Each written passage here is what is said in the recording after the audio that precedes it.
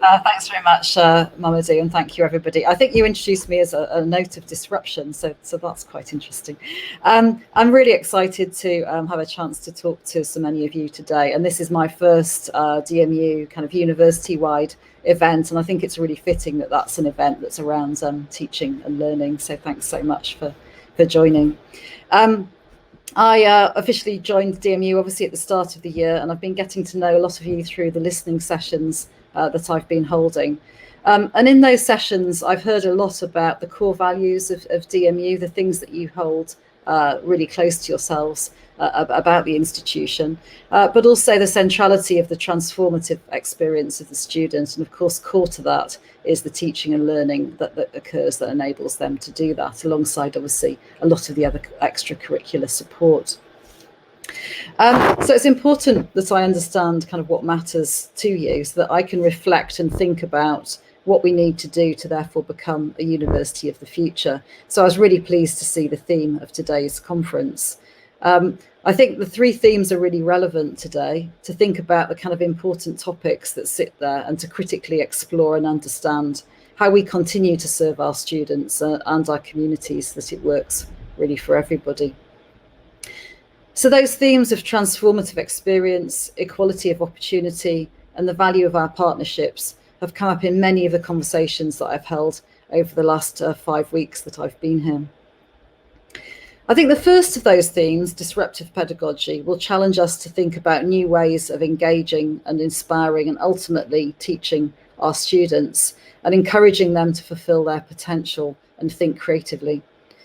I'm mindful particularly of an article written in 2014, so some time ago, called Reimagining Higher Education by Tiffany Freeman and Lindsay Sledge. And in that, they imagine a very different type of student learning experience. The whole of their kind of hypothesis is really brought about by a fictitious student that they call Laura. I'll quote from them here. In 2 years, Laura developed foundational skills in critical thinking, communications, and ethics, among other areas, and sharpened her quantitative skills, earning her a competency-based degree. She then studied independently through massive online courses. This was written in 2014. Participated in a 12-week immersive boot camp, completed a university architectural certificate, and worked as an intern for a design firm.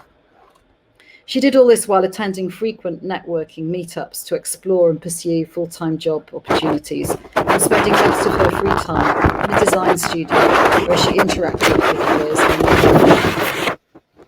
So that kind of envisaging of the future is a really radically different one. It's one in which sort of personalised skills, learning, discipline knowledge, and internships are the leading elements in an education, decoupled from our current preoccupations with cohort learning, co-components and the like. And I think such hypothetical models should enable us to think freely about the future and dwell on the successes of the pedagogy that we've adopted this year, particularly, as Mamadou was saying, in the kind of chaos of COVID, and consider what that might mean for the future.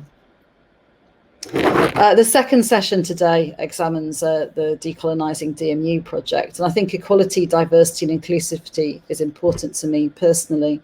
I know there's already a great deal of work that's been undertaken at DMU, and I think that it's really imperative that we continue to examine our progress in that area and hold ourselves accountable for delivering the outcomes that we've set out to achieve. And I think it's really important to bring about both structural change in processes to enable that, but also development of individuals so that they can achieve the desirable outcomes as well. And finally, our last theme there, learning for good. I think it's equally as important to support students in their professional development as well as in their roles as citizens. And of course, this means evaluating the value that we add to an organisation. We might think about how the top sort of soft skills that LinkedIn report employees seek. So at the moment, it's creativity, persuasion, collaboration, adaptability, and emotional intelligence. And they're all skills that could be learnt through really good citizen projects and through partnering. So I think taken together, these themes of imagining the future, of decolonisation of education, and of good citizenship provide a really exciting springboard to discover tomorrow's university. Thank you, everybody, and I really hope that you enjoyed today's conference. And I'd like to hand over to our Pro Vice Chancellor for Academic, Professor Labby. Thank you.